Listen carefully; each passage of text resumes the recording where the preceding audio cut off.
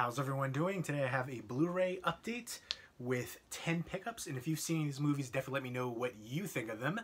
Leave me a comment down below letting me know which one is your favorite as well. And let's go ahead and get into it. First up, from Warner Brothers, they sent over for review is a 4K Ultra HD release for Aquaman, which I have not seen yet. The trailers didn't really jump out to me. I'm not a big Jason Momoa fan. I feel like he has good screen presence, but he's not a good actor. I feel that way about Mark Wahlberg and a whole bunch of other famous people. But yeah, the supporting cast looks decent. Willem Dafoe, I'm a big fan of him. Nicole Kidman. There's Patrick Wilson, Amber Heard, a bunch of recognizable people in here. And this is directed by James Wan. Let me know what your favorite James Wan movie is. I definitely think Death Sentence is really underrated and needs a Blu-ray release. But yeah, I do like the story of Aquaman as a character, DC Comics. This does have good reviews for it. I'll be watching it probably tomorrow, and the visual effects look amazing from the scenes that I've seen. So I'm definitely looking forward to checking it out. And a nice slipcover for it as well. And if you've seen this one especially, let me know what you think of it. Now this is one that really surprised me. This is from Sony, and this is Spider-Man Into the Spider-Verse. I heard a lot of praise for it. I was a little skeptical. An animated movie. I'm really picky when it comes to anime movies and superhero movies. They're usually never in my top list movies because they're usually popcorn entertainment. I take it for what it is. But this to me is one of my favorite now comic book movies out there, especially Marvel comic book movies. This was such an entertaining thrill ride, very creative, unique. Again, the different alternate dimensions and universes kind of colliding, and all the different spider characters. Spider-Ham, Peter Porker. I remember that character from when I was a kid, but I didn't know some of the other ones. And I instantly recognized Nicolas Cage's voice for the Spider-Man Noir one, which I thought was pretty cool. But this is just a really entertaining one. I am picky, so I will say the animation style was, at times, it almost looked like you were wearing 3D glasses, but you weren't. It has that like 3D kind of feel to it, and times a little fuzzy, but still, overall, this one impressed me, really blew me the heck away. Just a really entertaining Spider-Man movie, very creative. One of my favorite comic book movies ever now. I would take this over a lot of the live action ones, and it has a bunch of special features in here. All these movies I'm going to go more in depth in a future video. This one I might do like a standalone unboxing review. I'm sure there's already been a bunch on here. And I'll probably do the same thing for Aquaman because it's it's a bigger title, so I'll do that for that. Next up is Lord of War, which I have rewatched this one. As soon as this one came in, I popped it in, and I always enjoyed this one. I felt like it was deserves more recognition. It is dark, it is grim, but it is kind of like a realistic take on kind of gun trade, or I guess selling guns on the black market into all these different countries. Gun running and all that kind of stuff, and kind of heartbreaking what happens to different characters. I definitely liked the whole cast here too. Jared Leto, Ethan Hawke, Nicolas Cage. The one guy who was like the African dictator, he was amazing. He was like perfect for that role. But I'm going to be talking about this one more in depth too, and the transfer on this one compared to the old one, because I still have actually the Blu-ray for it, which I'm going to get rid of the Blu-ray for this one, because now I got the 4K. And I know there's a big, kind of article and just big hoopla about Samsung not doing Blu-ray and 4K players anymore. I don't think that's going to affect the market at all. There's some people saying, oh, that's another sign physical media is dying. No, not at all. I feel like Samsung hasn't dominated the market for players in a long time. In the beginning they were, but not in recent times. So I don't feel like that really affects the market that much at all. And I think with ultraviolet going down, I think it's just another sign in favor of physical media. Like, you can't guarantee that a lot of these apps and sites that they're still going to be around. And even if your Wi-Fi goes down, and all kinds of different things that could affect that. But if you have a physical copy, you can watch it whenever you want to. But yeah, really excited for this one. I think this one deserves way more attention. Nicolas Cage was perfect for this role too. Really enjoy him. I saw a movie with him recently, which I'll be showing in another update, which was one of the worst movies I have ever seen.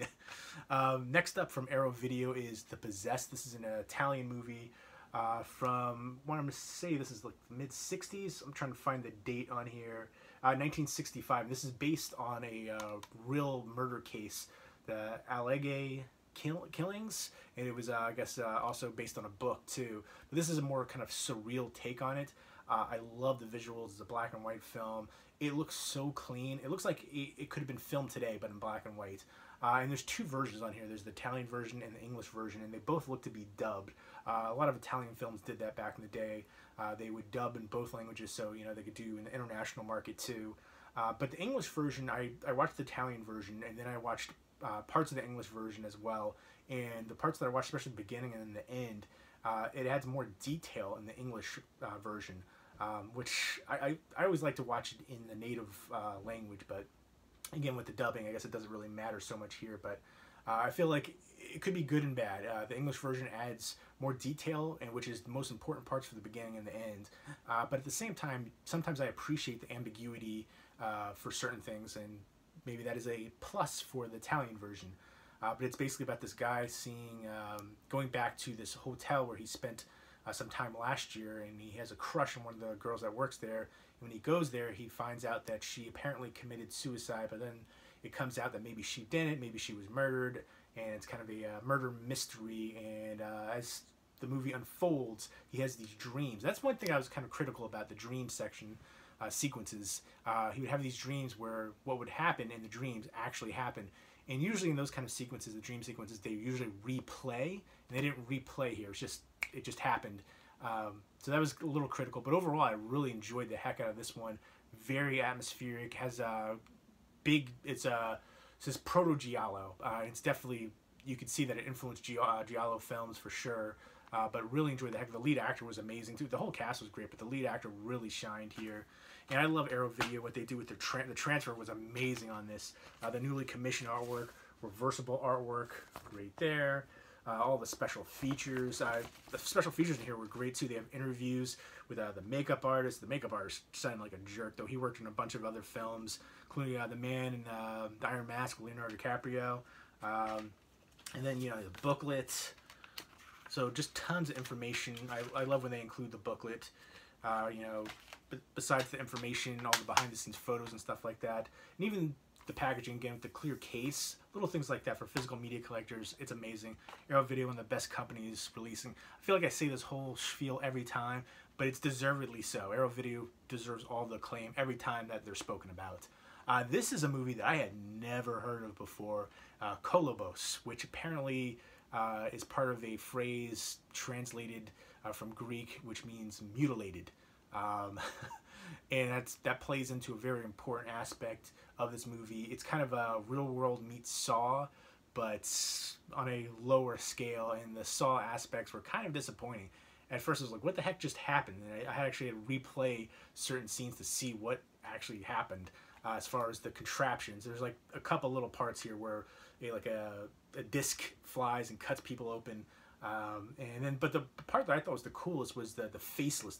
You see these visions of people without a face, and then there's a killer at the end, and it's more of a psychological element, but it's basically a group of young people in a house in kind of like a real world scenario. They're filming everything, and then people start getting killed, and then it's a lot of paranoia. Who do they trust? What's really happening?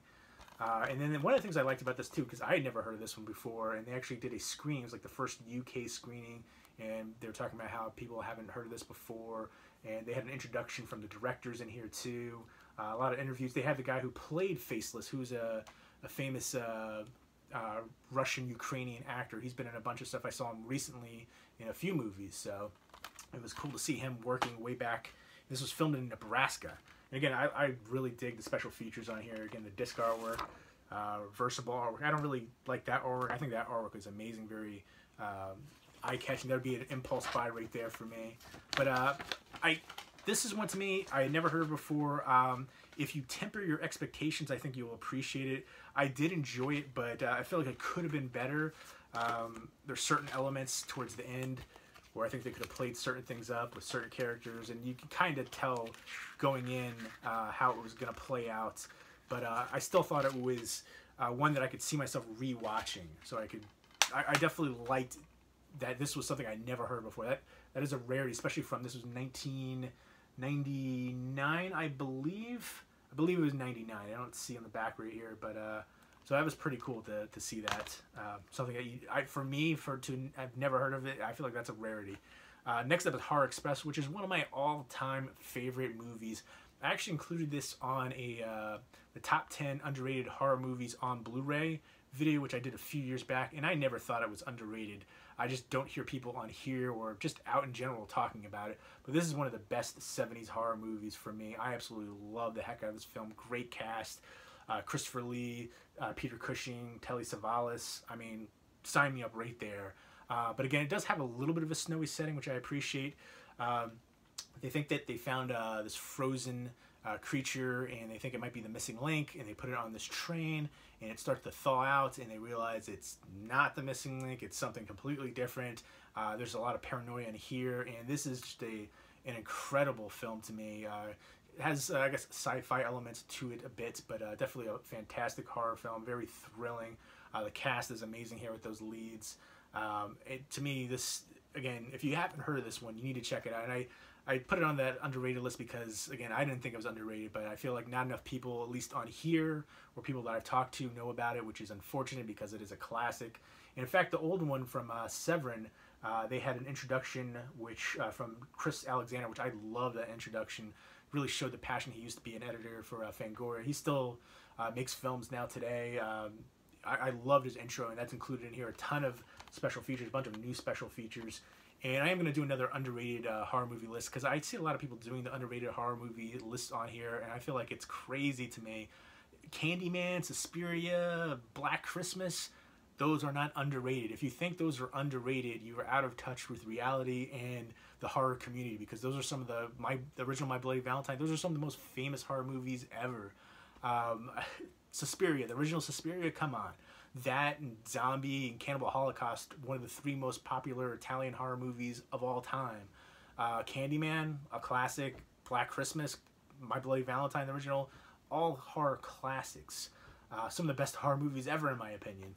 So I see, those are ones that I see in people's lists all the time on here, and it just blows my mind that people consider those underrated. There's the reversible artwork for it. And this is what I remember on the old Severin release and the artwork that I remember seeing a lot right there. I don't want to give too much away, but if you haven't seen Horror Express, do yourself a favor and watch it. I'm excited to check out the transfer on this.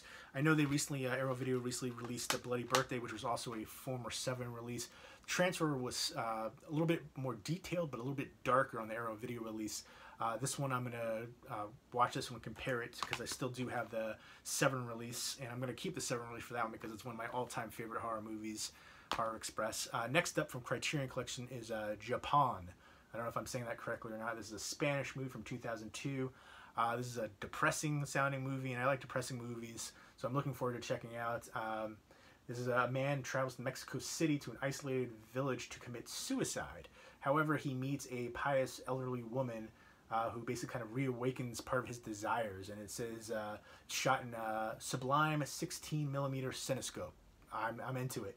And it says the harsh beauty and reality of the Mexican countryside, and it also talks about a psychic landscape where religion mingles with sex and life coexists with death. So it seems like it's going to be a trippy. It says animal and spiritual sides of human experience are indistinguishable. So yeah, it's visual poetry. It sounds like it's going to be a very surreal viewing experience, and I'm definitely interested in checking this one out. It's from Criterion, which is also one of my favorite companies releasing. They do a lot of just amazing, the titles that they choose, the transfers, the special features, the booklets, the interior artwork for them, right there. So I dig it. Can't wait to check this one out. And then 3 from Warner Archive. Starsky and Hutch with Ben Stiller and Owen Wilson and Snoop Dogg. Super Cheese Stack, Vince Vaughn. Tons of people in here. Juliette Lewis. I can't remember who else. Jason Bateman's in here too. But I love this one. I can't wait to revisit that one. Super cheesy. Year of the Dragon from mid-80s. 85 with Mickey Rourke. Chinatown. He's trying to clean up the streets. I'm going to talk about all these more in depth coming up. And then Wild Rovers with William Holden and Ryan O'Neal. Buddy cowboy bank robbery movie. Haven't seen this one. Looking forward to checking it out. But once I view them all, and I'll be doing another video reviewing them. But definitely let me know what you think of all these ones. Which is your favorite? And leave me those comments down below. Everybody's doing well. Take care.